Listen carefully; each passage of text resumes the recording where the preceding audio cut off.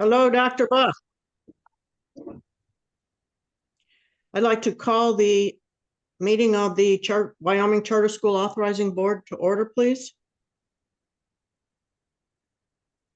Can we begin with the Pledge of Allegiance?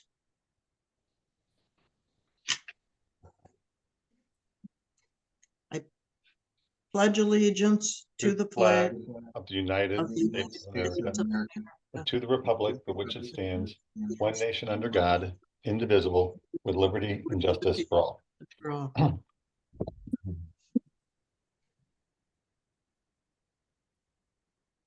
Elaine, would you like to take attendance, please? Thank you, Madam Chair. Cindy Delancey. Here. Fred Von Ahrens. Joe Filer.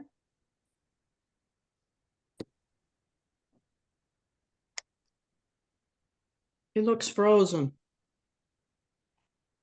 I'll move on and come back. Doug Chamberlain. Here. John Masters. Here. Steve Lupian. Here. Alan Bess. Here. Joe Filer. Oh, looks like maybe he got kicked off for a minute. Madam Chair. Here. Madam Chair, we have a quorum. Okay. Next item on the agenda is to approve the minutes from the December 12th, 2024 meeting. Did everyone get a chance to review them? I so move. Can I have a second, please? I'll second. Any changes or discussion about the minutes? Seeing none, all those in favor of approval of the minutes, please say aye. Aye. Aye. Aye. Aye. Any opposed? The minutes are approved. Madam The Chairman, next thing yes, I think we should note that Joe is now with us for the record. No, Yeah. I should be here. You're back. Yeah, I dropped off. I don't know. The wind. Good to have you back. Okay. the next item is approval of the agenda. I believe that we need to make a change to the agenda to add an executive session for the purpose of seeking advice from our attorney. I'll move that amendment. Can I have a second? I'll second.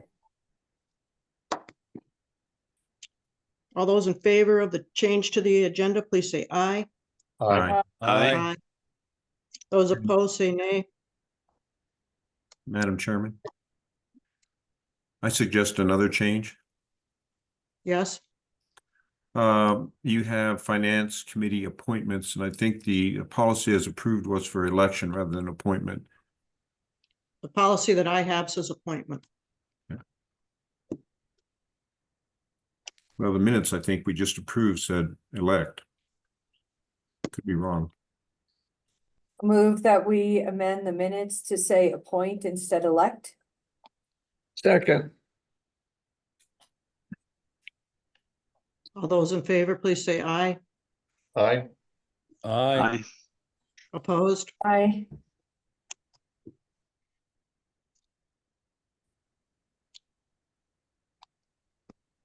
All those in favor of the amended agenda, please say aye. Aye. Aye. Aye. Aye. Opposed? I think the first item, which is the APA Alpine contract, will be kind of short, Mackenzie, because I think we're going to do the majority of this in executive session. Certainly. Do you want me to just give a brief update about sort of where we are without getting into any of my opinions on those current contract revisions? Yes, would you please? Certainly. So I received comments from Alpine on, I believe it was Tuesday, I think. So was working through those to get sort of my responses to those and to see sort of where they made some suggestions that I thought were well taken and some other areas that I thought the board would have some issues with. We met this morning for a little over 2 hours to try to work through as many of those as we possibly could. We got through a large chunk of those. We still have a little bit to go. And in addition to that, some of the issues that we discussed really does require the board member input. Even if the board doesn't make a decision as a body, just having some discussion about what my recommendations are, that will be some executive session material. So we can talk about those when we get there. Moving forward, I believe and I'm not in charge of setting the meetings, but my understanding of the intention is I already have a meeting set with the Alpine folks again for tomorrow, starting at 7:30. So we're going to work through the rest of those changes informed by our discussion in executive session based on my recommendations, so that hopefully we can have a pretty finalized contract that I will present to you for final approval at the meeting that has earlier today been scheduled for Monday. At that point, and I anticipate that as part of that process, the Alpine folks will be on board with it as well. At that point, we will enter it into the state contracting system, and it will have to get approved by our contracts unit. I have been in communication with them throughout this process, and so this is not coming as a surprise to them. At the same time, it's beyond my capacity to direct any particular rush, but I have emphasized that this is the need exists to be fast on this. Regardless of that, the next stage after that we get approval is for the school to go ahead and sign the contract, and then come back and have that contract signed by a representative of the board, presumably your chair or vice chair or a designee. We wouldn't need another meeting after that because the board will have already approved the contract. That's best case scenario if everything goes as planned. Thank you.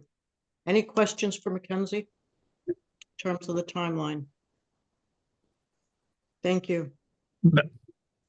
Madam Chair, Yes, Doug. just a couple of general questions. Mackenzie, were the differences substantial? In terms of their request to us or their markups? Their request to us. There were a few areas where there was a significant difference. Not all that many. We've been able to work through most of those, partially as a result of me sort of explaining how things sort of work in the state system. And there were a few areas where I thought that the context did not require a change. And for the most part, we've been able to work those out.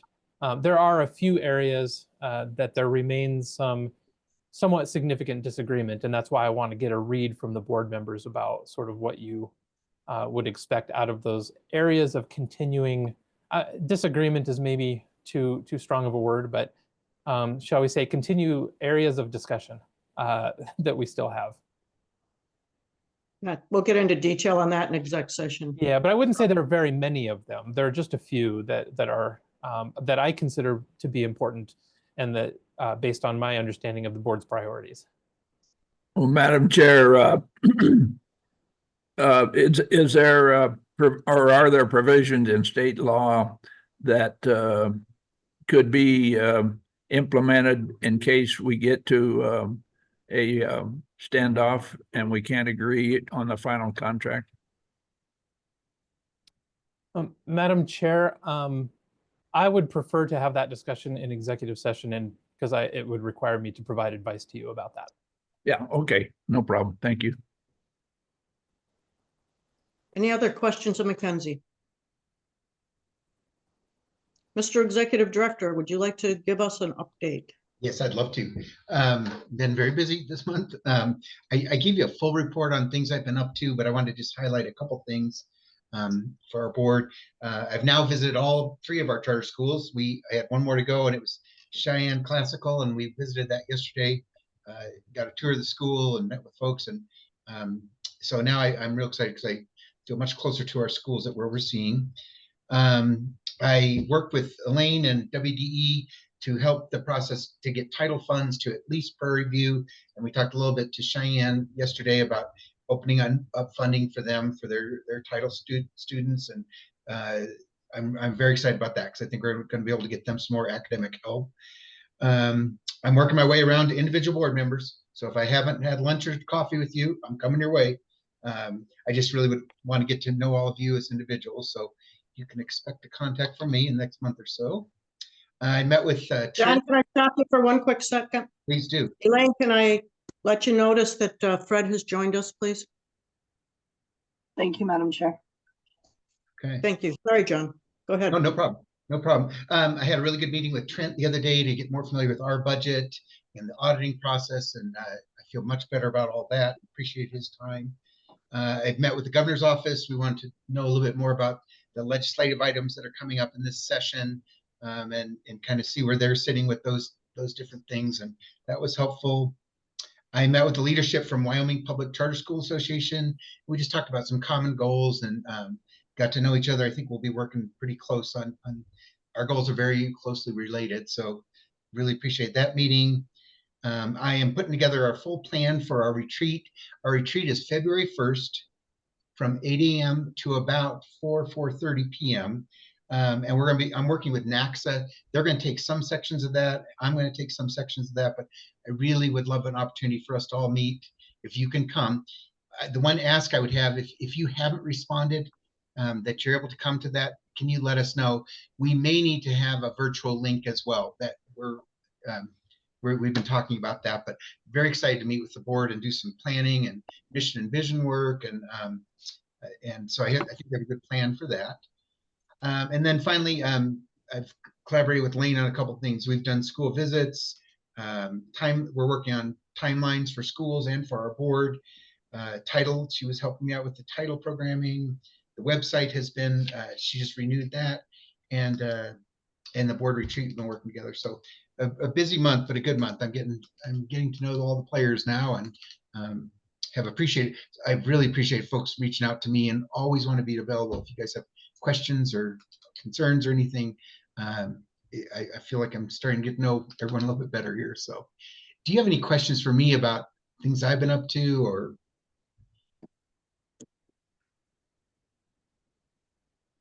I just have to say that go ahead, Cindy. Oh, no, you go ahead, Madam Chair. Oh, go ahead. Go ahead. I was just curious, as far as you mentioned that you had a meeting with the governor's office about some of the bills in the legislature. Can you help us understand that? Are you planning to weigh in on those bills? Well, that's actually an interesting topic. I had been asked to be more involved in that, and I wasn't super comfortable, especially this first year, and I feel like I would need the support of our entire board. I've had conversation with individual board members, and I don't think it's my place to lobby formally, number one. And really, I think, if I needed to speak on behalf of any of these, I just want to make sure that I'm representing our board as a whole, and not going off on my own direction with any of this. So at this point, I don't see me directly getting involved in that process. What I wanted to do in that meeting, and it really helped, was I wanted to get to know more about the things that are going in front of them this year. I feel like I have a pretty good handle on that. So that's kind of what I've been up to here. And if somebody disagrees, if the board as a whole says we want John to be a lot more involved, and that is the wish of the board, I'm happy to do that, and I can do that. I just feel like right now, probably not the best position for me to be in. So any thoughts about that from anyone else?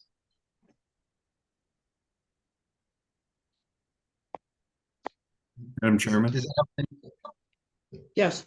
I don't know who I'm talking to. this is John. Thank you, Madam Chairman. Well, I think if we were going to give directives or consider pending legislation, that should be something that was approved on our agenda. And since we haven't noticed that, and none of us have prepared for it, I think it'd be premature for us to consider that.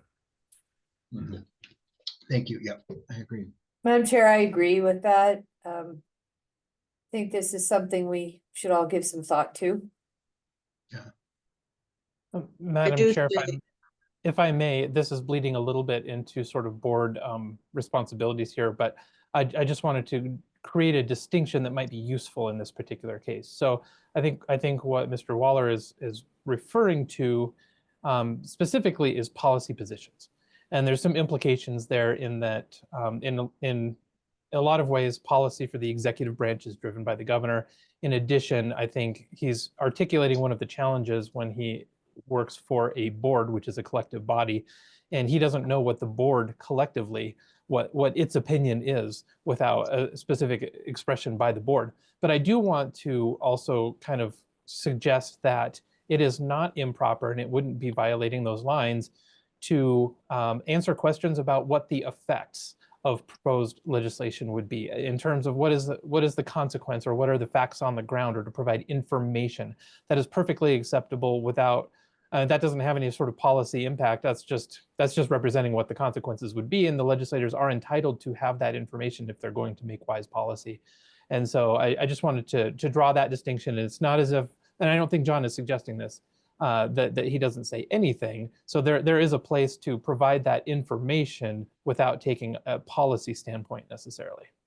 Yeah, thank you. That's exactly right. And I do feel pretty comfortable about the major items that would impact charter schools. And so if that's something you guys want me to report out on it in the future, I did become very familiar with, and there are things that would impact us. There is legislation right now pending that would impact charter schools. So I just feel like at this time, I don't, you have to be so careful, because when I speak, it has to be on behalf of the whole board, and I can't just say, John thinks this, or so that's kind of where I'm at. And maybe in the future that's something you guys want me to be very involved in, and I'm happy to do it.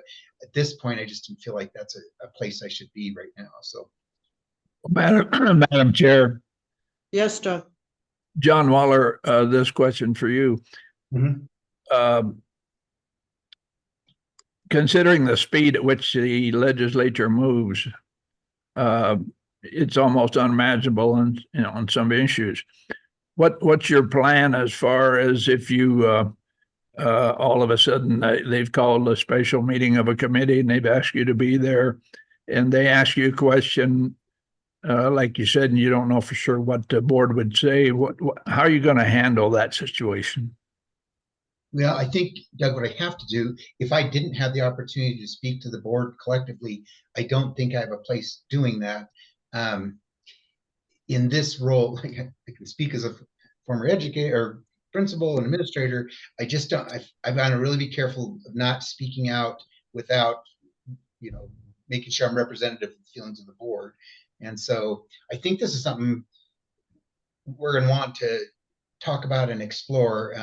I get it. It's all important stuff, and it is impactful for us. I want to be really careful about who I represent, how I represent there. So does that make any sense? I just feel like unless I had a chance to talk to all of you and come to consensus, I probably wouldn't be doing that. Well, no, that isn't exactly what I had in mind, John. Okay. If somebody comes up and they have a question, and they don't have a lot of time to make a decision, do you have any kind of a plan on? I mean, are you going to call the chair, or what are you going to do? Are you just going to say I can't respond? That's a good question. Yes, good questions. I think at this point, I would be uncomfortable until I talk to the chairperson and got us together. And I know it goes very quickly. I'm on the alert system right now, so that if there's developments with any of these laws going, I'm going to get an alert.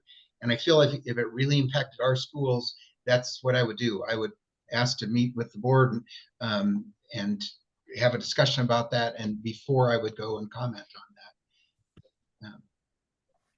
So John, I guess one suggestion, because there's one of the bills that I really support strongly, which is the one which, Cindy, sorry. Which would put central office funding would transfer to the schools. One suggestion would be, if indeed that comes up, to contact the schools and ask them to see if they can send someone to testify on that behalf. Okay, that's great, and that's a goal I'm very comfortable with. I mean, I'm a role that I can. Yeah, Madam Chairman, that's where I just think, with John being new to our staff, new to our process, one thing, John, that I think is, really would fall under your scope of duties would be to track this legislation for us. Okay. And, update us as a board as far as where things are at. And to Mr. Chamberlain's point, like if someone's needing information, like we must have a process And I love the way that Mackenzie outlined that, like the legislature is very interested in this topic. And so I think we would be doing ourselves a disservice by not having you available for questions as far as, impacts, like the way that Mackenzie said, if we change this in the statute, how does this impact a chart, as opposed to a policy statement on behalf of the board. So, I really encourage your ability to track, monitor, be available, build relationships. Those, I think, are all things that are very good and healthy. However, if faced with a policy decision or a position on a bill, like just as the chairman articulated, like I think that would warrant a little bit of a further discussion. Certainly, at least by maybe a subcommittee of this board to make a recommendation to the full board if we could, if we had to move quickly, or, some mechanism that we're not missing an opportunity to help people understand what's happening with the charter school authorizing board, some of the successes, challenges, other items of interest, and really helping our elected officials understand, where we are in our process and our journey of developing charter schools in Wyoming. So I don't want you to just like bunker down and, avoid it at all costs. But I just think that maybe you and Mackenzie could work together as far as helping find that appropriate line for you to be, an educator as opposed to an advocate. And also if you would be able to help us track and monitor legislation that has a direct impact on the duties and responsibilities of this board and the charter schools that we work with. So is that fair, Madam Chairman, or do you have thoughts on that, or anybody else? But it's a delicate balance, John, and I'm sure you'd be able to, you and Mackenzie and the chairwoman who's very, very experienced in this process would be able to find that right balance. I'm confident of. Yeah. I think, Cindy, to your point, if he doesn't do some of that, it's a missed opportunity moving forward. Yeah. Well, great. And I'll keep you guys in the loop, but like right now I do feel pretty informed on, there's 4 in particular that would impact us very directly. And I would be very happy to keep you guys in the loop on what I'm hearing and seeing. And if I have an opportunity to answer questions, I'm happy to do that. And I just want to be more careful when it comes to the advocacy and any kind of lobbying, but I do see that as part of my role.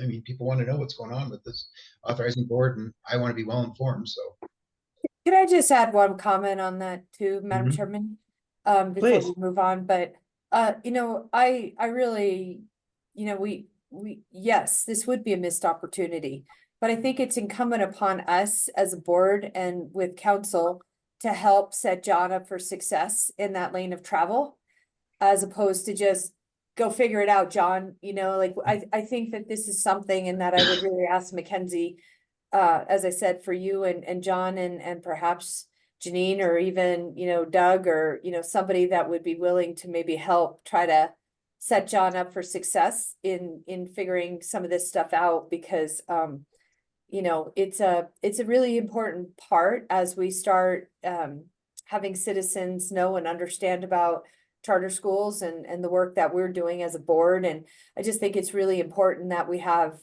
correct information about our roles and responsibilities out there, as opposed to maybe inaccurate information. Like we always talk about that we're not the charter school police, and really helping people kind of understand what our statutory duties and responsibilities are versus what they aren't. yeah, no, I totally agree, Cindy. I think that's great. And I will accept any guidance in this. I'm happy to do it. I just want to make sure I do the right thing here. So, well, Madam Chair, I think Cindy offered sage advice there, but just reflecting back on my legislative experience, one of the big problems occurs at the committee level.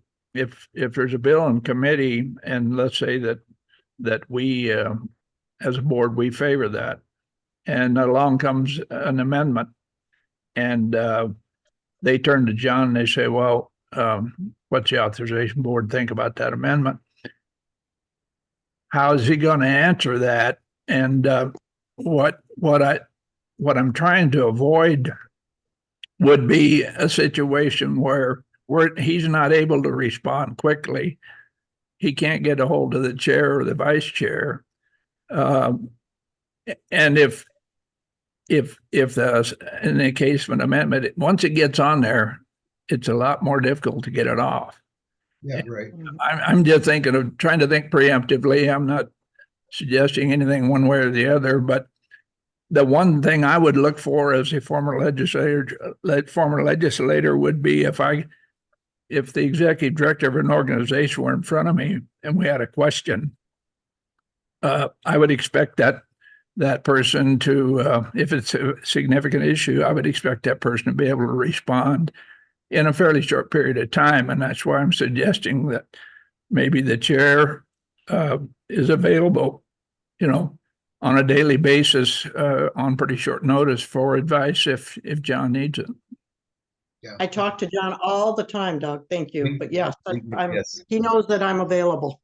Yeah, which is great. Yes. Appreciate that.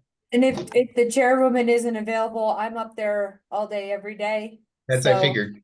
Okay. I'm always available as backup to the chairman. But I mean, Doug is absolutely right. I guess with just one little caveat, in your experience as, a legislator, Doug, your expectation of an executive director being able to articulate, a response to a question, the majority of executive directors up there are representing either nonprofit organizations or organizations from the private sector, not state employees. And so that's where we get into a little bit of a different dynamic as far as John, might need to just have to say, let me get back to you on that. I'm going to check with our chairman and I'll get you an answer by the end of the day. I'm pretty confident that John would be able to get some direction from a member of this board, as far as, in response to an amendment.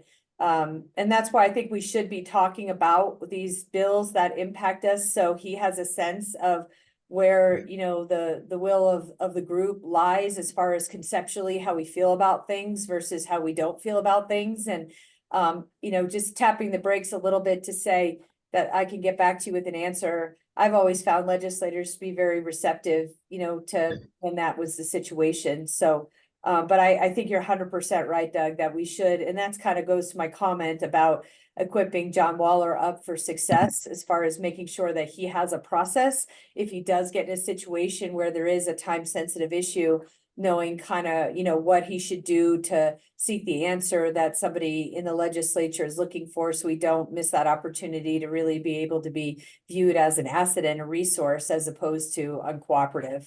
So maybe that's a topic that we need to think about, and weigh in on maybe for a future meeting. But I really think this is really good discussion, and I'm really appreciative, John, that you brought it up. Yeah. It might be a good discussion for February 1st, John. Well, it's already on the agenda. That particular one is, so we're going to talk about roles, but yeah, no, I really appreciate it. And I am not new to that. I certainly testified when I was in Colorado. I just want to make sure that I'm doing it in the right way, and I'm always representing us collectively. And so, yeah. Yeah, Madam Chair, and thanks, Cindy. I just thought it might be good for us to have this conversation at least started today, because it's a whirlwind, and in fact, I'm sure it's going on right now with the introduction of bills. So, Right. Joe?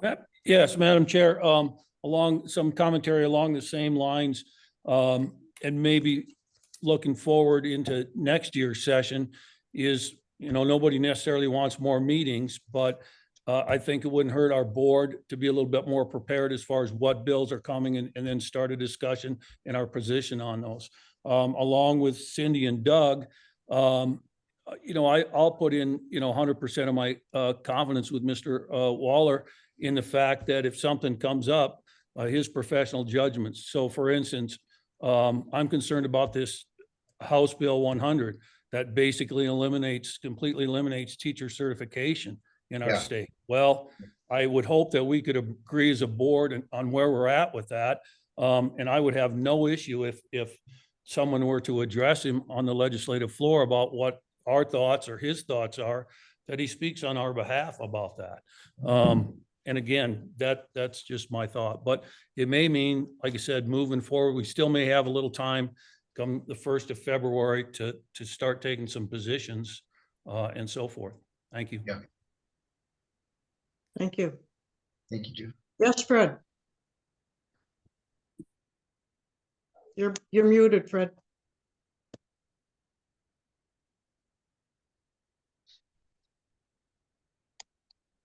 Fred's There you having go. all kinds of computer problems. Sorry. Hey, my thought, Madam Chair, is that we talk about this. I won't be there, but maybe at some point we need a legislative committee or something to really focus on this. That's all. Good suggestion. Thank you. So John, do you have anything else?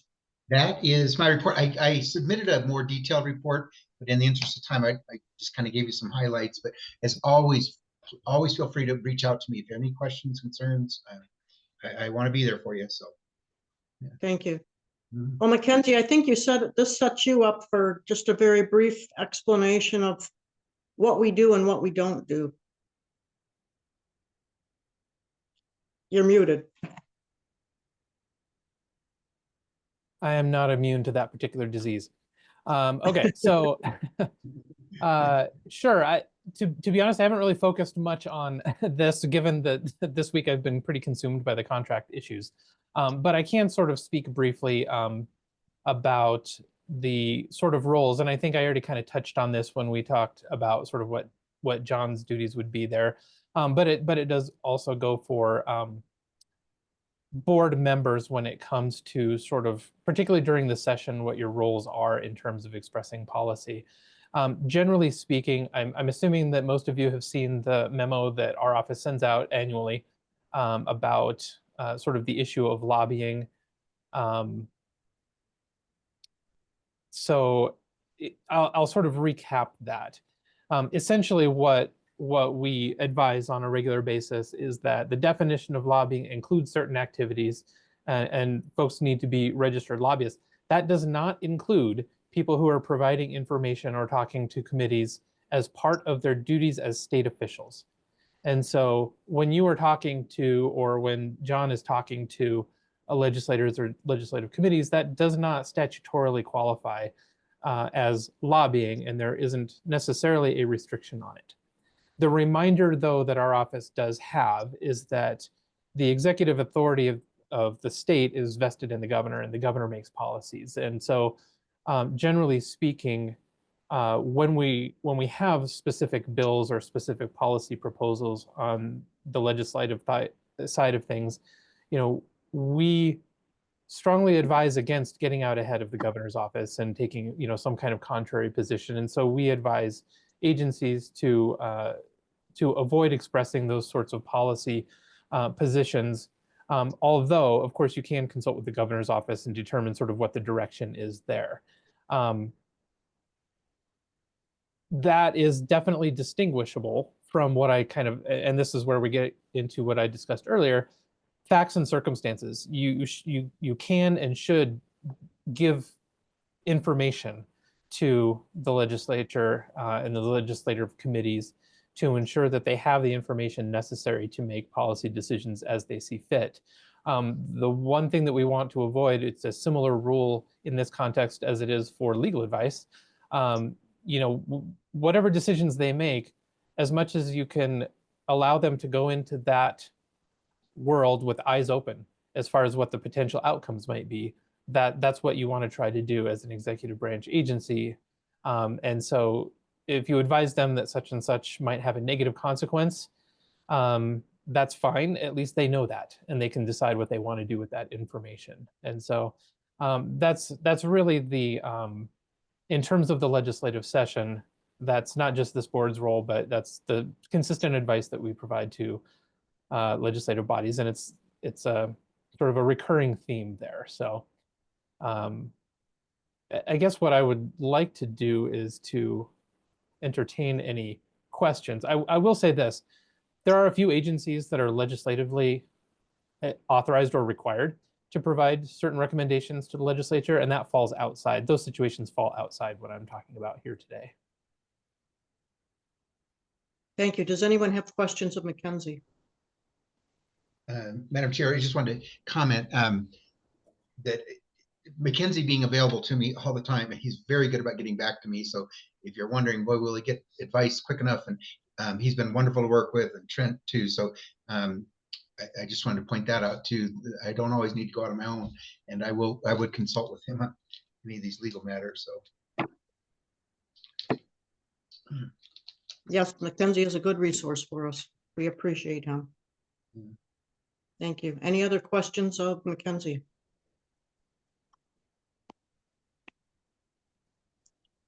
Moving on. Trent Carroll. Good afternoon, Madam Chair. And Good members of the afternoon board. to you. I see you're at the ocean. That's nice. Be a little warmer, maybe.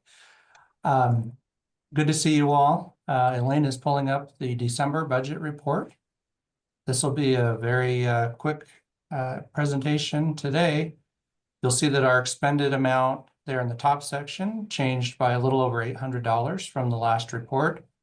Most of that was in the board member salaries and payroll categories. So had a couple more payments that were processed and posted. The other change that I would bring to your attention, we do have the revenue listed this month for the first half. You'll see that's there at the bottom. And then as well at the very bottom, we have the FY25 total estimated amount as well. So with that, I will stand for any questions from the board. I can't see anybody, so. Can we take this down, Elaine, so that I can see the. Does anyone have questions of Trent? John does. I guess, Trent, I'm not sure this falls under you or who this falls under, but I'll tell you, I've been thinking a lot lately about the lack of seeing any invoices from NASCA. Or are we seeing them? Because I frankly have not seen any. And I know, for example, I know they spent time with John setting up for the retreat, for example, and, they spent time with us in September going to Alpine and Cody. And it's making me ill at ease that we are not seeing on a regular basis those invoices coming in. Elaine? Madam Chair, I can provide a little insight to this, I think.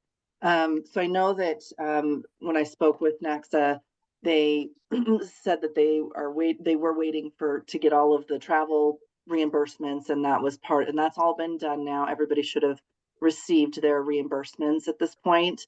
There was one check that was going to be mailed, and that is in the mail. So that's all done. So I anticipate in the next couple of days, we will see an invoice from them for this last section of work that they've done. Like I said, I just don't recall. I mean, maybe I'm not thinking clearly, but I don't recall seeing invoices from them for any of the work any of the time that they've spent. So, I mean, I have no idea, for example, how much of their contract is left. Right, Madam Chair, so they aren't, I mean, it is billed by hour, but they're billing by project, I guess, is kind of how it's laid out. So now that this portion of the application review is done, we should be seeing that invoice for that section, and they'll include all of the pieces of hourly that's included in that. Okay, thank you. John Masters? Thank you, Madam Chairman. Trent, I noticed you have the authorizer fees in the budget. Have we actually received those amounts, or are those just budgeted to be received? Madam Chair, through you to Mr. Masters, thank you for the question. Those amounts have not been deposited yet. They are pending. But recall that we do have a 2-year appropriation actually in the budget Just to simplify things, I've presented the budget on an annual basis. But there is money available if the board needed to expend more than was on the report before I added the fees. You would have the ability to do that. And we will increase the budget officially through what we call the B11 process, which will formally recognize the revenue into the budget once we have it in hand. So that process takes a little bit of time.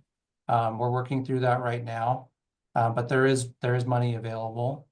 And of course, as we discussed previously, we will invoice for the second half of the year in June. So there will be a little bit of a timing delay there in terms of when you can recognize the full amount. But that was the process we landed on, where we would bill for half the year in December and the other half in June. So that's where we are today. So Follow-up? have you invoiced them then for the first half of the year? Yeah, yep. So we're working through that now, and I'll be reaching out. You know, we've recently been working on this mental health grant program. And because the authorizer fees are based on the total amount of state funding that we send out to the charter schools, we needed to see, what the outcome was, because not every district or school is participating in that program. And so that would change things a little bit as well. So we were trying to pull the timing together on all of that recently over the last few weeks. Of course, the month of December is a little bit tricky with the holidays and folks being out. So we're working through that now, but everybody's back, and I think we'll be in good shape going forward. John Masters, did you have more questions? Yeah, thank you, Madam Chairman. Through you, Trent, this report, as you receive these funds and they're B11'd into our account, will that show up so that we know that the transfers have been accomplished? Yeah, absolutely. I'm happy to provide an update at each meeting on the status of the funds. And of course, if there's any delay in receiving payment or any kind of issue, I will notify the board of those issues. I'm not expecting there to be any, I discussed the process with each of the 3 charter schools before the board adopted the policy recommendation. And, every school is aware of this. They see it each month on their statement when they receive their funds. So there really shouldn't be any surprises along the way. It's just the logistics of the back and forth that take a little bit of time. So Thank you. thank you, Madam Chair. Thank you. Any other questions of Trent? Madam Chair, Yes, Don. Trent, is there a time in the future, not to make this, like a what if necessarily, but is there a time in the future when the transfer of this money will never be, or won't any longer be in the B11 process? And I'm assuming that John Waller's salary is the same thing, right? It's coming in through the B11 process. Madam Chair, through you, Mr. Chamberlain, I'll address the last question first. So Mr. Waller's position and the associated funding is handled by the governor's office. We don't actually receive those funds. Those are paid directly from the governor's office. And to the first question about kind of the long-term situation, yes, I do expect to build special revenue. We call this type of revenue collection special revenue. We will build that into the budget going forward. And I had a great meeting recently with Mr. Waller to talk about the state's budget process. I know the board members have expressed an interest in participating in the development of the budget. And obviously that's our expectation as well. We wouldn't do anything on our own without direction from the board. And so that'll be one of the things that I think we need to talk about. What will that authorizer fee look like for the next 2 years? I know that it may be based on an estimate, but we can come up with an estimated revenue amount to include in the next budget. And then that authority would exist in the budget, and we would not have to do the B11 unless the actual revenue exceeded the estimated revenue. So we could never exceed our budget authority as it was authorized by the legislature, but we could amend it if we needed to through the same process, through the B11 process. But as long as we were within the parameters of our estimates, it would be something we could handle internally without the B11. Okay, thank you, Trent. John Masters, did you have a question? Yes, thank you, Madam Chairman. And I'm not sure this is a question for Trent so much, but maybe others can answer it. We discussed that this is kind of a roundabout way of transferring funds and then recouping those funds from the state back to the district, then back to state. Is there any thought towards seeking an amendment of the statute to permit that to simply be paid directly to our account at the same time the funds go to the schools? And I think that would take legislative action. So I don't know if I haven't looked at any of the bills pending. Is that an issue that's even being considered by the legislature? Trent, do you have an answer for that? I think it's more than a statute change, isn't it? Madam Chair, I believe it would require a change in statute, and I am not aware of any current bills that would address that.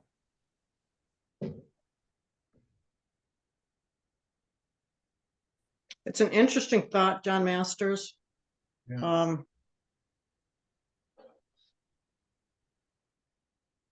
Yeah, it would just simplify things a lot. We wouldn't have B11s and yeah, I don't know. I think in the discussion that John Waller and I had with the governor's office about legislation, I think they're very interested in us cleaning up everything so that, you know, they still seem to think that this whole process is put together by baling wire, so to speak. And, you know, it would be great for us to dive in. And I mean, we've talked about this from time to time about statutes that were created with no intent that there would ever be a charter school authorizing board, that the districts would be all of the authorizers. So there's bits and pieces all over the place. And I know John Waller and I have talked about trying to start to dive into this and look and find those places. And I'll say, get a cleanup. And I would like to propose that we push hard to get an interim topic on this so that during the interim, we can help to clean up that issue, but a lot of other stuff that's out there that needs to be addressed. Madam Chairman? Yes. Let me suggest, if that is actually something that the legislature is willing to take on, I think this. I didn't say that. I know, but if we offer it to them, let's put it that way. This concept of virtual schools and the Cody application was kind of a marriage between actual and virtual schools, and the funding model didn't really seem to fit very well. I just think there's room for the legislature to get its teeth into this topic again. Thanks. Anything else? Well, we said we would appoint the committee tonight. I know that Mr. Chamberlain has expressed great interest in wanting to be on the committee. My suggestion is that we put together a 3-person committee.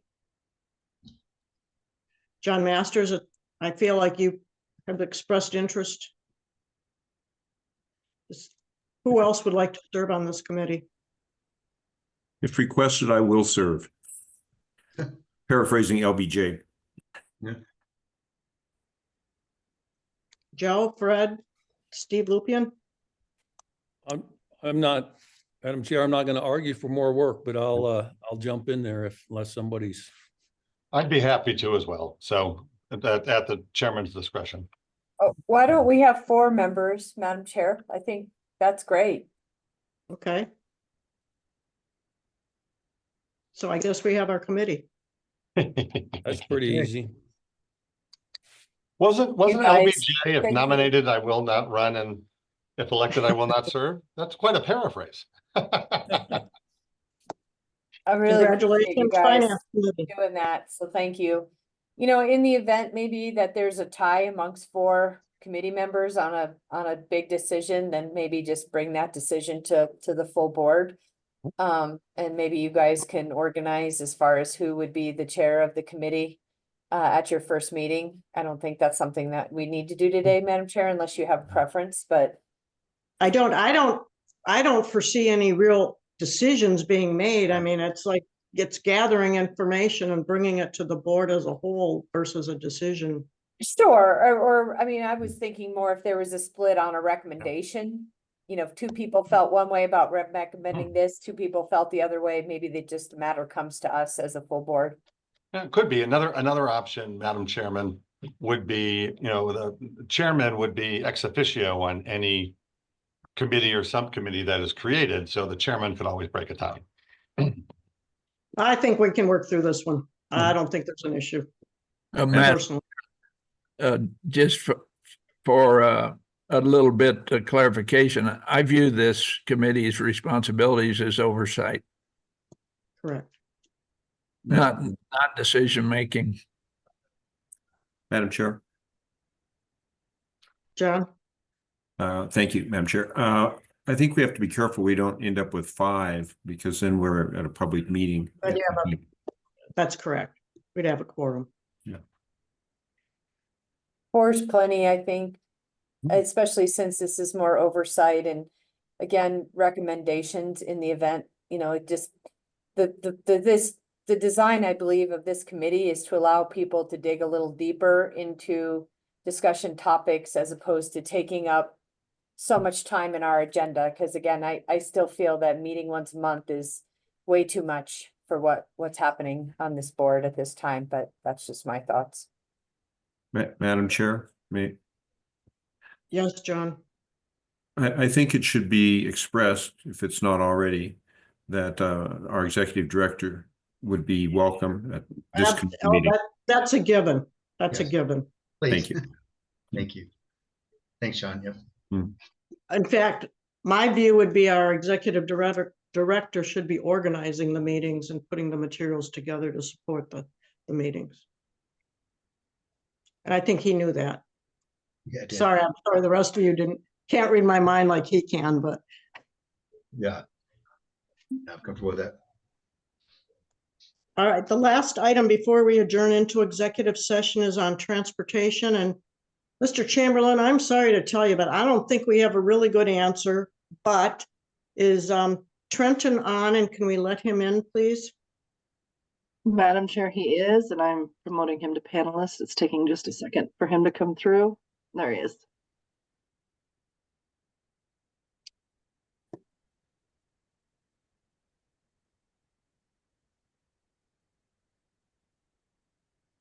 Is he on? Can you hear me? Yes. Yep, I can hear you. I can't see you. Oh, there you are. Trenton, I know Mr. Chamberlain has been really, really passionate about this issue. And if you think about where we are with this whole transportation issue, it really, I think, creates an environment where not all children would be eligible to attend some of these charter schools because they don't have parents or somebody that would be able to provide transportation for them to get there.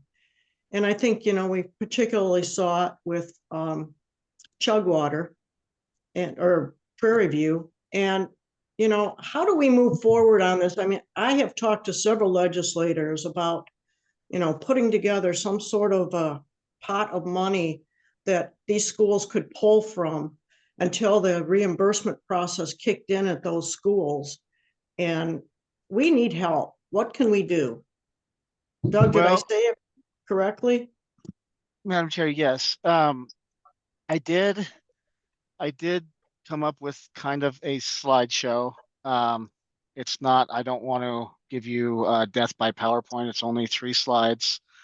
Hopefully this will kind of give a little more insight into student transportation. Would that be okay if I presented that? Okay.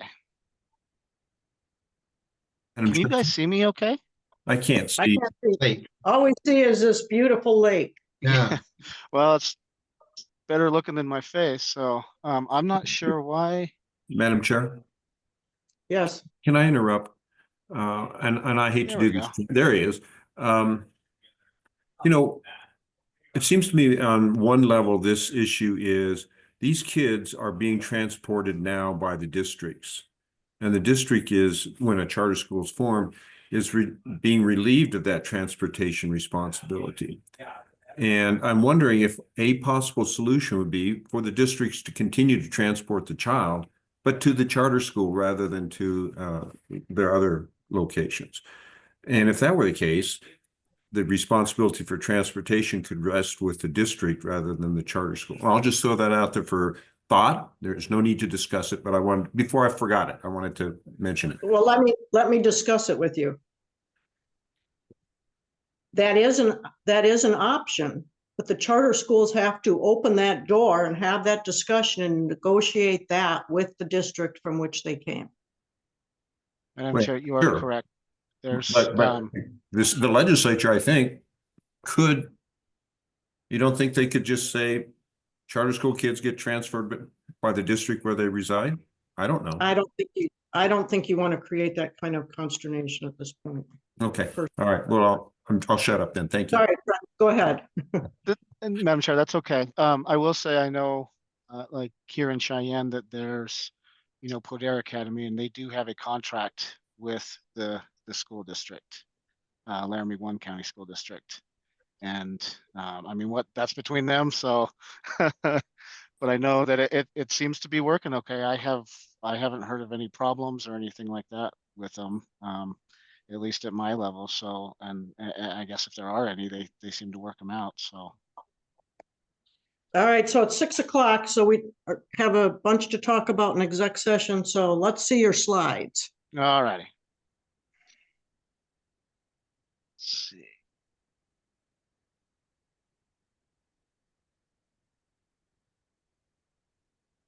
Can you see those okay?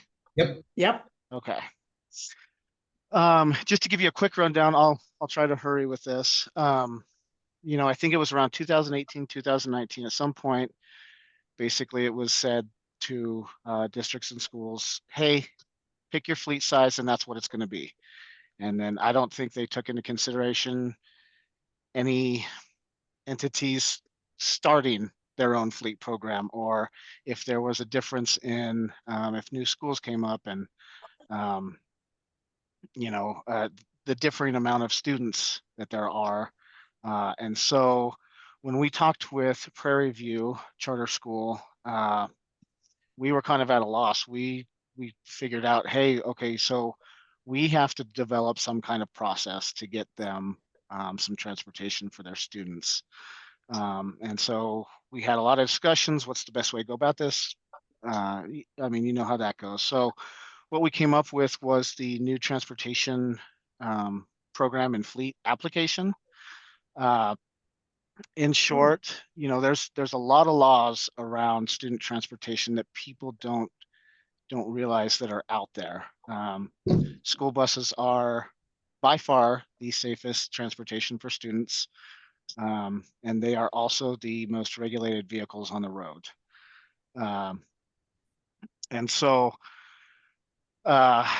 we made it to where we can help make corrections on this application. The next slide kind of gives you a quick rundown of what's all in the application. I think one thing that I love about this is that it's not like when you go to the DMV and submit something, they say, no, thanks, try again. We want to contact the charter school or the applicant and say, hey, we need a little bit more information on this. And I think it goes both ways. It's, helping the applicants, and then also helping the applicants realize, like, okay, this is something that we really need to get going with. And so within that application, there's 4 sections. These are just basically rundowns of each section. The first one, of course, is the basic stuff. Who's filling this out? What's this for? When it comes to student ridership, how many students are going to be enrolled? And then with that, how many do you think that are going to need transportation? And then The use of vehicles. Are you going to use them? You're going to need, how many are you going to need for activities? How many are you going to need just for routes to and from school? And then also, this is basically just when it comes to chapter 2 and chapter 20, it's basically a yes or no. It's just to let the applicants know, hey, you've got to become familiar with these. Chapter 2's the minimum standards for school buses, and chapter 20 is the rules of student transportation. And then for employee requirements, that's basically just a plan for who's going to apply, and how to select them, how are they going to get trained, who's going to supervise them, are they going to be the supervisor, that type of thing. And then of course, the application itself for the candidate, it also entails a background check, a personal history, occupational history, right? We're dealing with people who are going to be with kids every single day. And then driving record check, make sure they're CDL certified, that type of thing. And then there's a medical examiner certificate, and that's required by the U.S. Department of Transportation. And that's a federal motor carrier safety regulation. And it's in the Code of Federal Regulations. And then Section 3, that basically just, it goes over some of the requirements, every year. Drivers have to have 6 hours. Excuse me, sorry, I lost my place there. That's okay. We could, Yeah, You know- of additional training. Go ahead, Madam Chair. Did you have? no, I was just gonna say, John Waller, this is a great thing to put into your, how to open up a charter school, kit, right? And then also in Section 3, it talks about, the safety inspections. There's twice a year, you've got to have the school bus inspected. One of the inspections, at minimum, one of them has to be out somebody that's not employed with the school or the district or the charter school. And usually that's just highway patrol, sheriff, local law enforcement that does that. And then, every day before you get on the bus, you have to have inspections. And then twice a year, you have to have, evacuation drills just in case. And then the fourth section is the statutory assurances.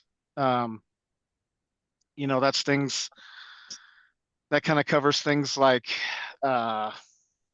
basically all the rules. Drivers, like buses, they have to have seatbelts, but with the exception of Type A buses, that's the shorter buses, they don't have to be worn. That's a policy that comes with the applicant. And then, what are you going to do? What are the regulations as far as drivers who you have a contract with and they breach that contract? A lot of this is just kind of written policy and that you have to keep it. Of course, safety, right? The school buses, they have to say school bus. They have to have a certain amount of lights on the bus, and when when students are loading or unloading, those lights have to be on. You have to stop right in front of railroad tracks, that type of thing. Okay. So that's kind of the overview. It's not, there's a lot more to it, but I just thought I'd give you a quick overview of that.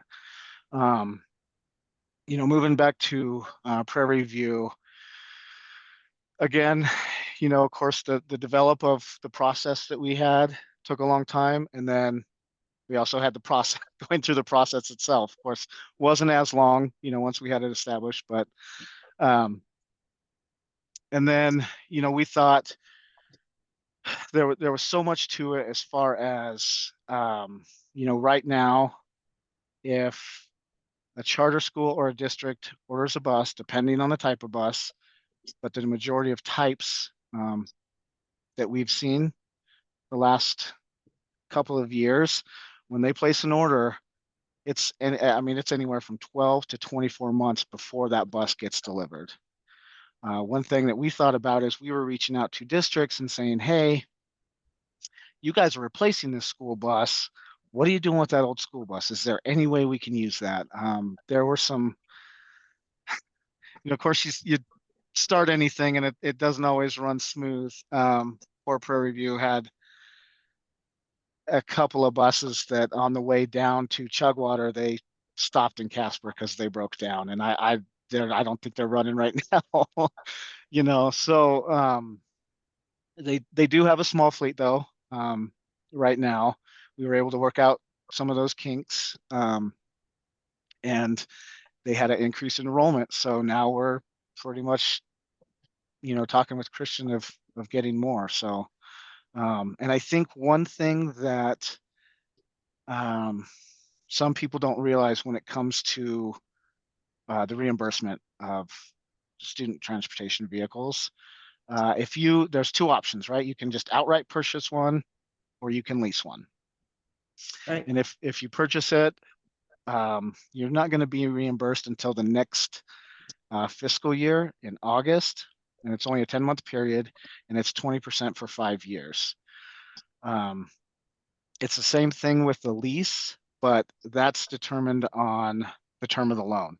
So if there's, Prairie View decides to lease a vehicle for 3 years, then like if they were to do that right now, got the loan, they wouldn't be reimbursed until next August.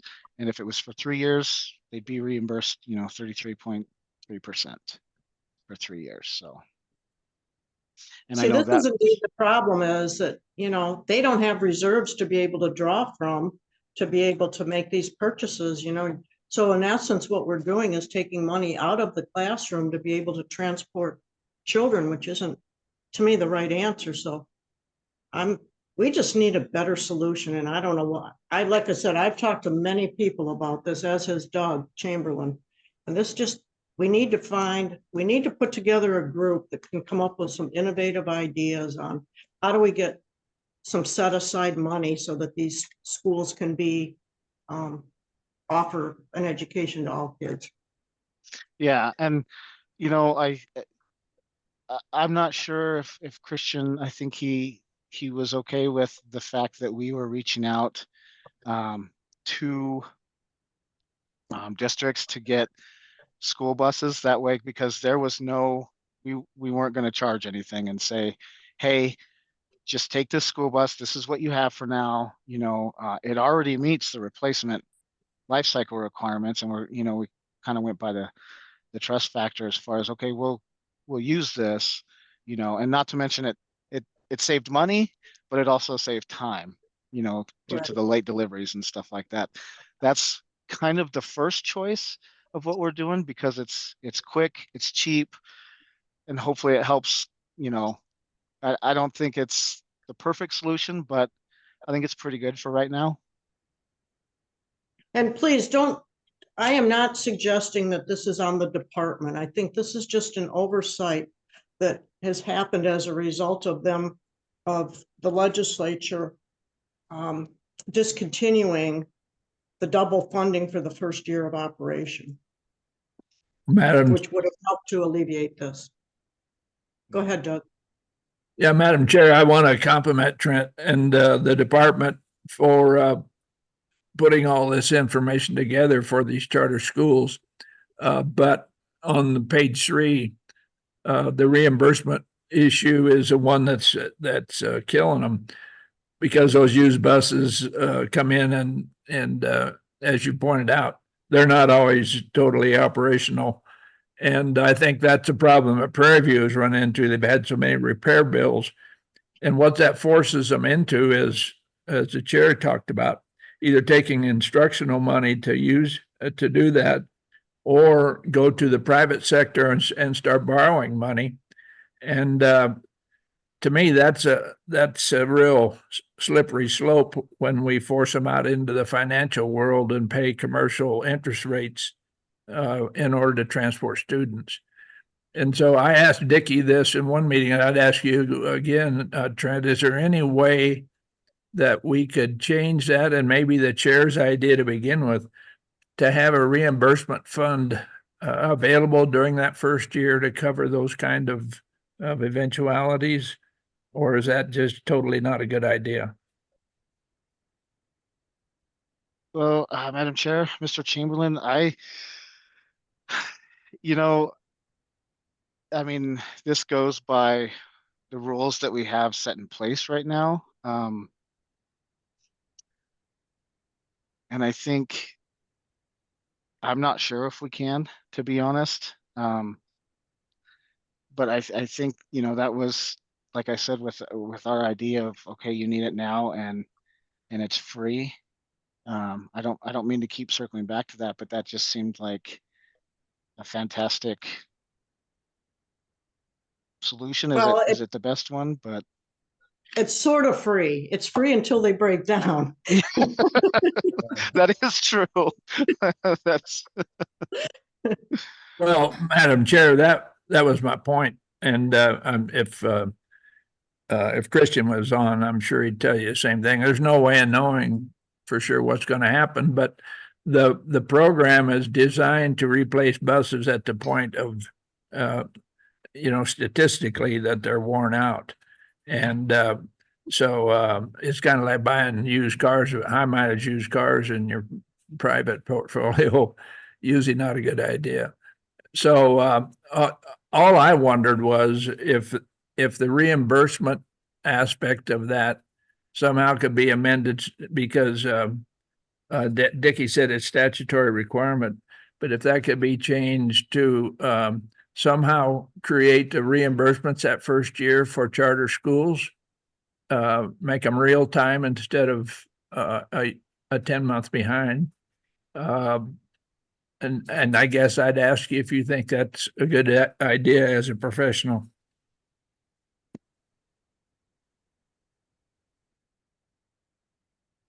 Well, Mr. Chamberlain, I'm not sure I have enough experience to to give that answer. I mean, I think anybody financially, whether you're talking about a charter school or if you're going out for a personal loan, would that be more helpful? I think it would.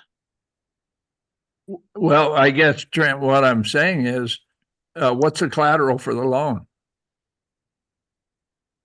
Are you going to put a lien on those buses? We're going to put a lien against the school district.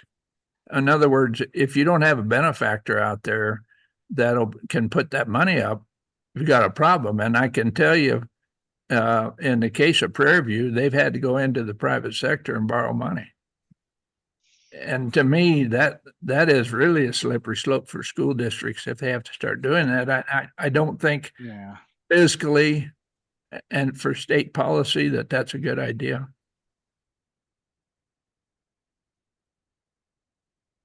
I agree with you. In fact, I didn't think that schools were allowed to borrow money from the outside, but I really like your idea, Doug, about making it real time instead of a reimbursement. So let's see what we can do to run that down. Dickie, do you think you could help us with that?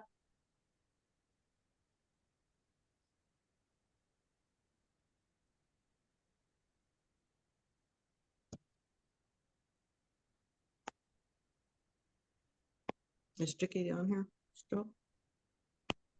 Sorry, did that work? Yes. Okay. Fred, you've got your hand up.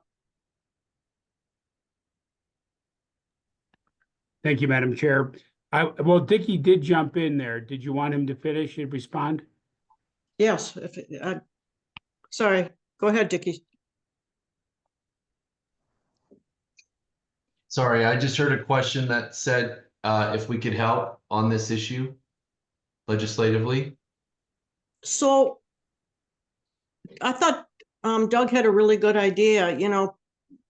What if is there a way to create a statute that allows for real-time payment for these charter schools, startup charter schools, instead of on a reimbursement basis, but for the first year. Yeah, Trent and I had talked to some legislators about that concept, or at least, more frequent than it is right now. So it's certainly something we could try, and I think they have a couple more weeks before the bill cutoff. Thank you. We would appreciate any assistance you could provide. Well, Madam Chair, to be fair to everybody on the board, I don't want to be pushing a dead horse, but I'm going to keep trying. But I think we need a board position before Dickie and Trent go to all the trouble of having legislation drafted and try to convince the legislature to pass something. I mean, So do you have a motion for us? I do. I would move that this board, request the Wyoming Department of Education to introduce legislation to make transportation reimbursements for charter schools reimbursable during the first year of their existence. Can I wordsmith for you?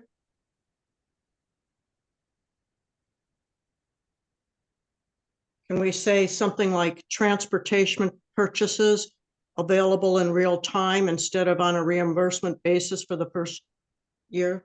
Yeah, I was just trying to get the general idea out. I don't know if the rest of the board feels that it's important. I think we need a second to discuss it, but if there's no second.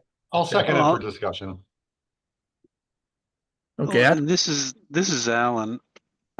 If I could jump in on that. Sure, What if we were to even push that forward? I mean, when we approve, could that be the starting timeline for starting to get transportation? Particularly since the order timeline is so far out. Again, just a suggestion. Oh, that's a really good one, Alan. Fred, you've got your hand up, sorry. No, not on this discussion. I think you want to continue with this motion first. Well, Madam Chair, to go back to what Alan. We've got a first and a second. Oh, I thought somebody seconded it. Yes, Steve did. Oh, well, to go back to what Alan said, that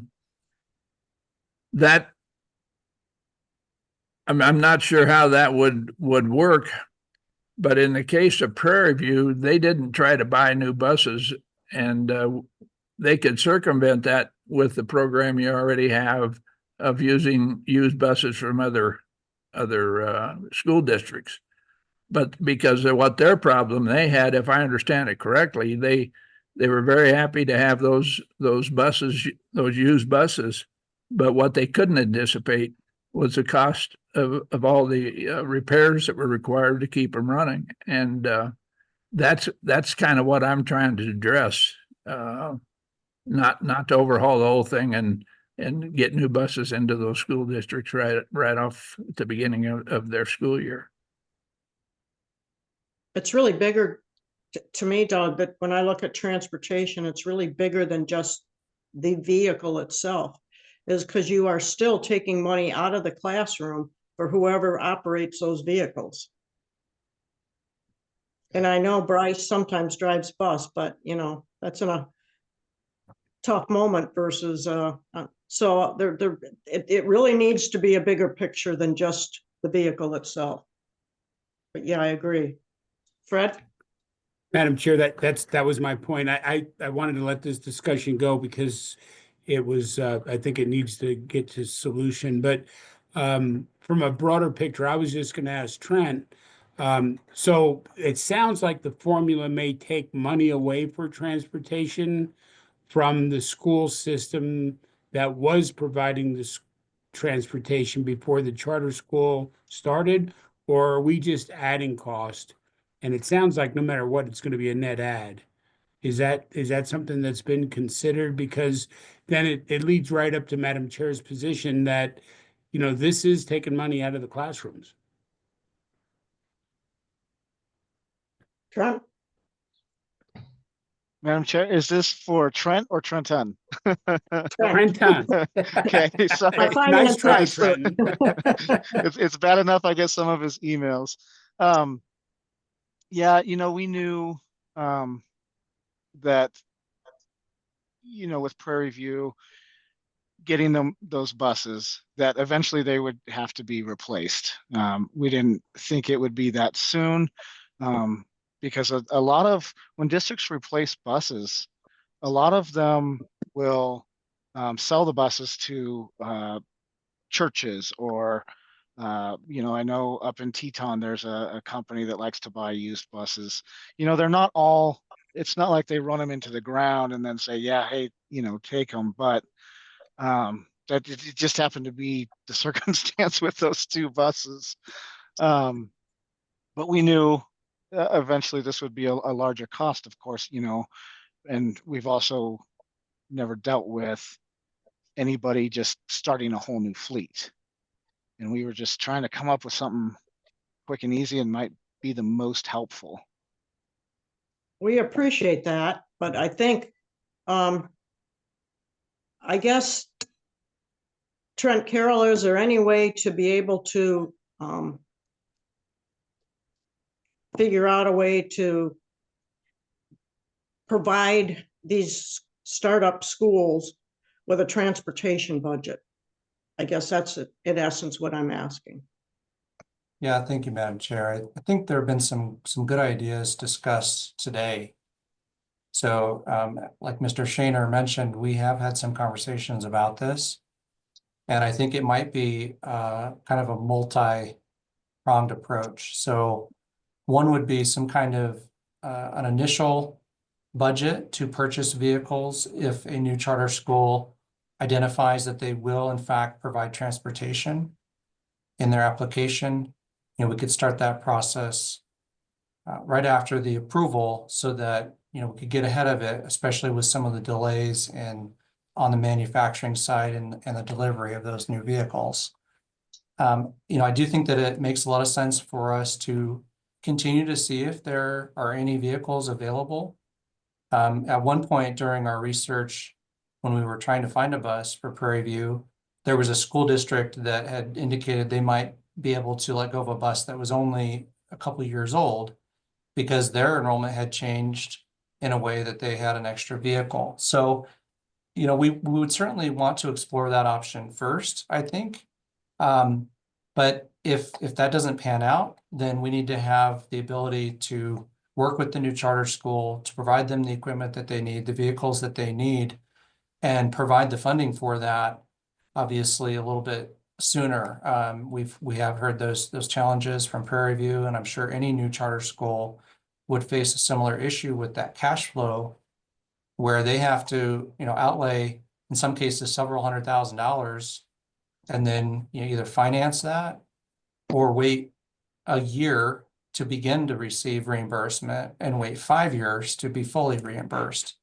And so maybe some kind of an accelerated reimbursement schedule would assist with that, not only for those big capital expenditures when you're buying a vehicle, but also for the reimbursable items if you need maintenance on a vehicle or you need to purchase maybe some other equipment for your transportation facility. Some of those things can cost a little bit of money as well. And so maybe just an accelerated reimbursement schedule to get them off the ground, to stand up their new program, and then, either ultimately transition them to the regular schedule, or, if this becomes a bigger conversation that would affect the entire transportation reimbursement process, now that might be something as well. But, I think it's probably several of those ideas that could come together with some further discussion. And we, like Mr. Shaner said, we'd be happy to assist the board in exploring that and, working on some of that. Great, thank you. We need to kind of draw this to closure because we're really running over. John Masters, you're on mute. Sorry, Madam Chairman, thank you. Just a couple of questions. As I understand it, they are reimbursed over 5 years, but the life of the buses are much more than 5 years. Isn't that correct, Trenton? Yes, depending on the type. Yeah.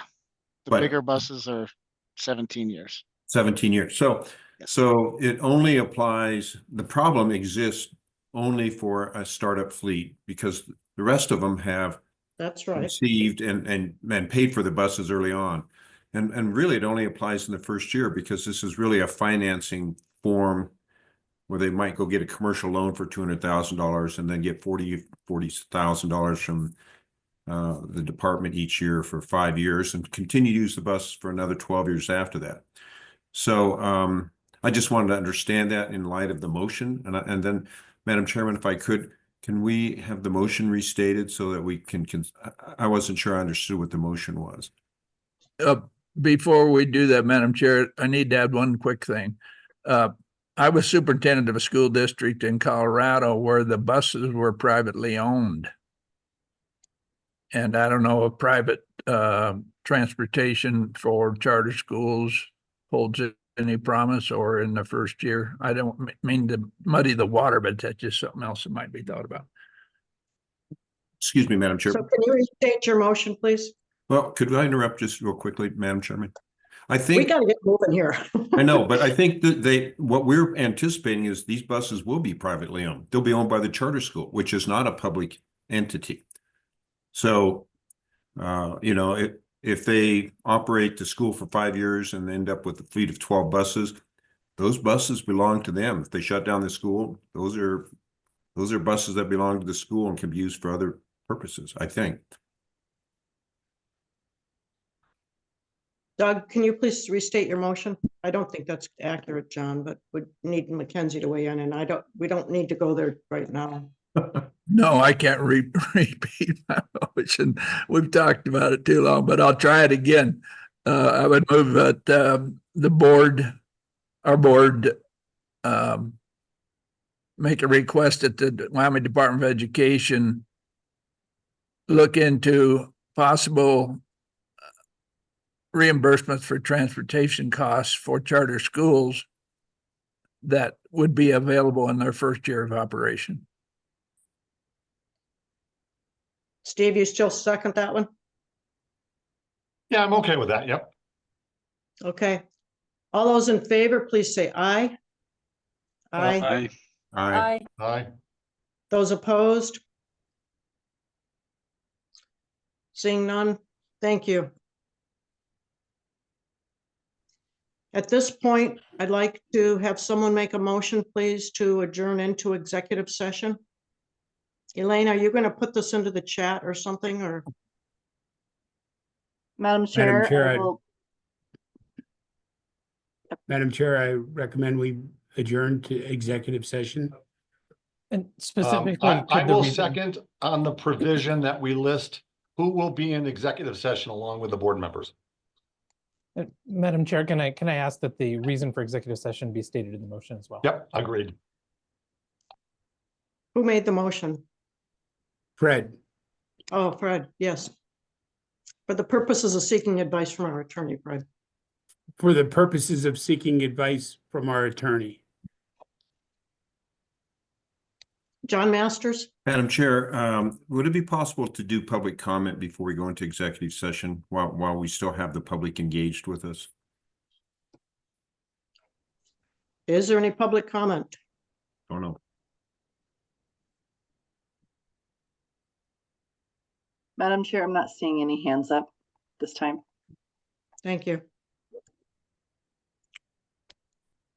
All those in favor of going into executive session, please, adjourning into executive session, please say aye. Aye. Aye. Aye. So Elaine, how are we going to get there? Madam There it Chair, is. I've posted the link for the Zoom. And so if you just click on that link, and that should take all of the panelists into executive session. Okay, thank you.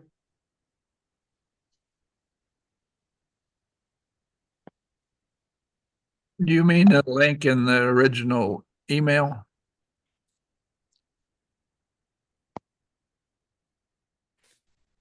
Elaine, I don't see the link now.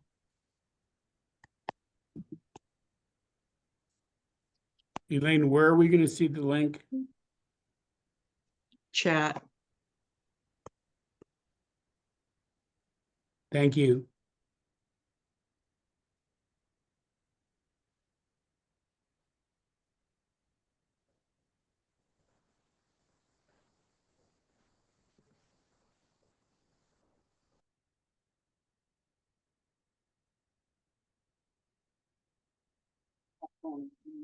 Have her talk him through it. If he's not able to get over. I love your pictures, Steve. Oh, You look like a California newscaster or something.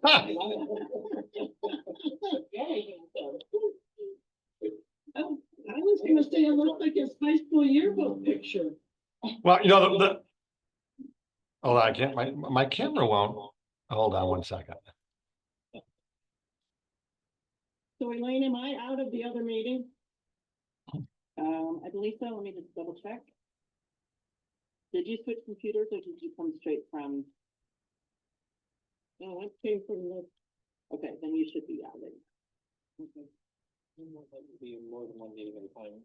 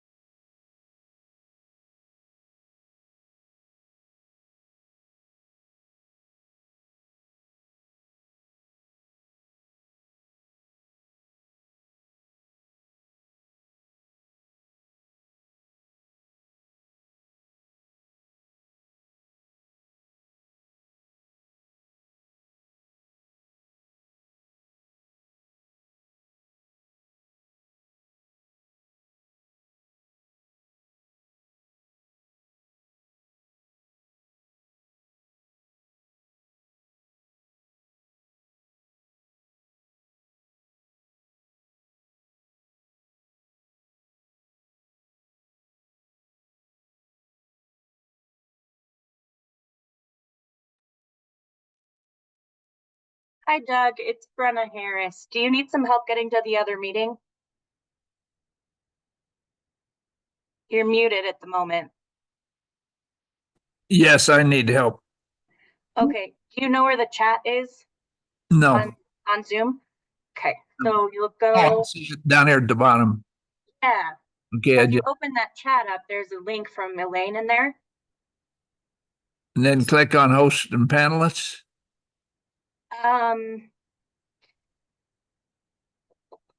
Just a sec.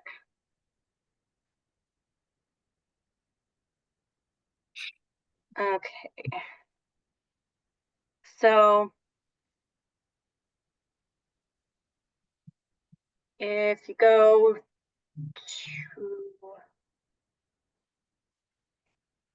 yep, so go to chat.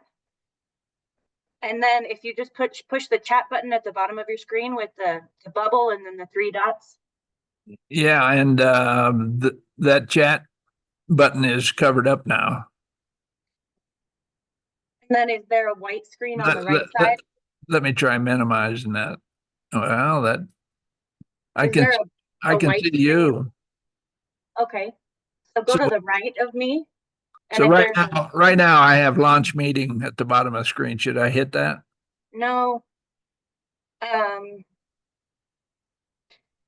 you see a link in the chat from Elaine? I'm checking the icons. If you click on that, and it'll say open Zoom meetings, and you push open meetings in a new screen, a new browser.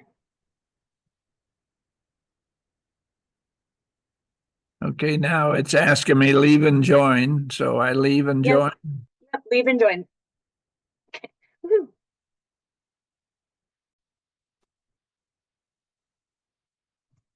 So we are back and we did lose a quorum in executive session. So the board adjourned at 6:04 in executive session. So they won't be coming back here. Okay, thanks for letting me know. All right. Yep. Thanks, Thank Elaine. you, everyone. Have a good night. Thanks, guys. Elaine, Good night. Can Yes. you hear me? Yep. I'm working on this transportation thing, either like adding it to a bill or putting it in the budget. So